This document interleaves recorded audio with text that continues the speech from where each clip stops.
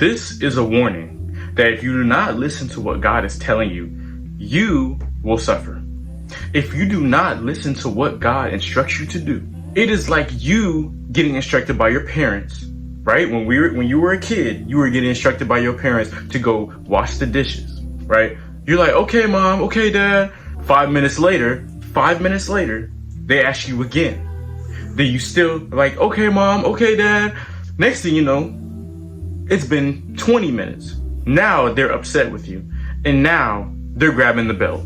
That is a consequence of you not following instruction. Do you follow instructions? Do you follow God's instructions? I don't think you understand. There is a difference between following his instructions and listening to his instructions, because anybody can listen. Anybody can hear. But there is a word called, reacting, right?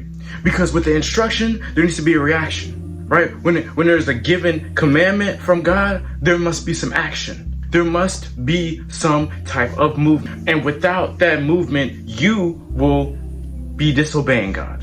What you don't want to do is disobey God. God does not like disobedience. He does not take disobedience with a grain of salt. He takes the entire, and I repeat, the entire meal of that disobedience. Realize what this, I'm gonna show you some scripture about disobedience. All right, Deuteronomy chapter 28, verse 15. But it shall come to pass, if thou wilt not hearken unto the voice of the Lord thy God, to observe, to do all his commandments and his statutes, which I command thee this day, that all these curses shall come upon these curses. Now listen to this. Cursed shall thou be in the city, and cursed shall thou be in the field, right? I'm gonna actually switch the version because I don't know if y'all understand what I'm reading. So I'm going to go to NL. I'm going to read verse 15 again. But if you refuse to listen to the Lord, your God, and do not obey all the commands and decrees I'm giving you today, all these curses will come and overwhelm you. Your towns and your fields will be cursed. Your fruit baskets and bread boards will be cursed, right?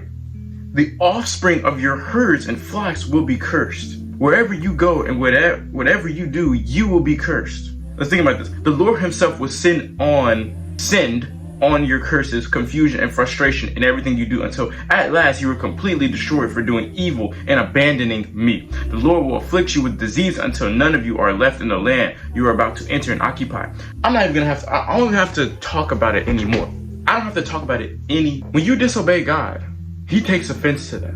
Whenever you do something that isn't of God, he takes offense. Whenever you ignore God, he takes offense. Just like when we ignore our loved ones, and let's say our partner, right? You've been ignoring your partner all day. You ain't responding to no texts. You ain't responding to no phone calls. You haven't hit them up. You haven't checked on them, especially when y'all both at work or something, or y'all are in y'all's different states, whatever the case may be. You haven't checked up on them. You haven't taken the due diligence to actually check up on them. Now, that's not them giving you a commandment to check on them, but that is a part of a partnership, right? That is a part of having a wife/husband, whatever the case. But you have to do your due diligence, right? Not doing those things can hurt you, can hurt your relationship. Not communicating with God can hurt your relationship. Not listening and what is that word? What is that word? Reacting to God, right? Responding to God, right? God needs you to answer the call and to get to work, right? Time is wasting. The next second, the next microsecond, every minute that you don't listen to God is what's taking you away. You get farther and farther away from your purpose. You get farther and farther away from that relationship you want, that girlfriend you want. You get farther and farther away from the relationship with God that you want. If God isn't the number one priority on your list of priorities, then you got it twisted. You got it backwards. You got it flip-sided. You got it twisted, right? I was talking to my friend, right? And I love my friend to death, don't get me wrong. But he was talking about how he had a dream.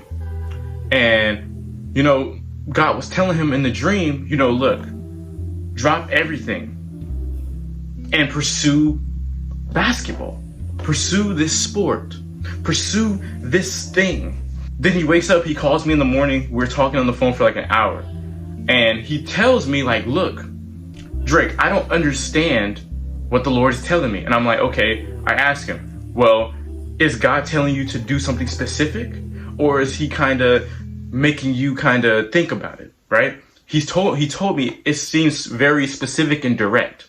And I told him, well, maybe there's a reason behind all of this. The point you are in your life, maybe there is a reason why you had that dream. Maybe there is a reason. Maybe it was a warning. Maybe it was a sign that God was trying to give you. And he was trying to tell me, like, look, bro, I don't know if I should pursue it. And I'm telling him, like, look, you can't. That's one thing you don't want to do, is ignore God's, ignore the dreams, ignore the visions that God gives you. It is very special whenever you have that relationship with God, where you can talk to God, to have that valuable conversation. But not even just a conversation. You have that vision from God that God gave you, right? How can you tell it's a vision, right? How can you tell if it's from God, if it's bringing you closer to, if it's something that is bringing you closer to your purpose for God's, work in his kingdom, right? If you are strong enough in the faith, you will recognize that. But back to what I was talking about. You have to realize that your purpose is a plan from God, but you have to be willing to listen. If you cannot listen, and then you cannot take action, and you are lazy, you cannot be on your butt, you cannot be sitting there not doing anything, right? Being a follower of Christ takes action. It takes faith and discipline, but there's action. Faith without works is dead. You cannot think that, yes, I can get to my purpose, right, and not put any work. You can't just sit on your couch, eat potato chips, and act like God is just going to just place your body in that specific time, place, and entity. You cannot expect that. And I hope and pray that you do not expect that. I am here today to tell you, you must take some action. You must listen to God. You must obey God. You must listen to the commandments. He is not trying to hurt you, for he knows the plans he has for you. Jeremiah 29:11, he knows the plans he has for you, right? If you understand the plans you have for God, then don't trip. Just follow the blueprint. Just follow the blueprint. I promise. Everything will work out. Everything takes time. But you have to be willing to do your thing. You have to be willing to do what you can control. Thank you for watching. As always, every single one of you, I love you. God bless.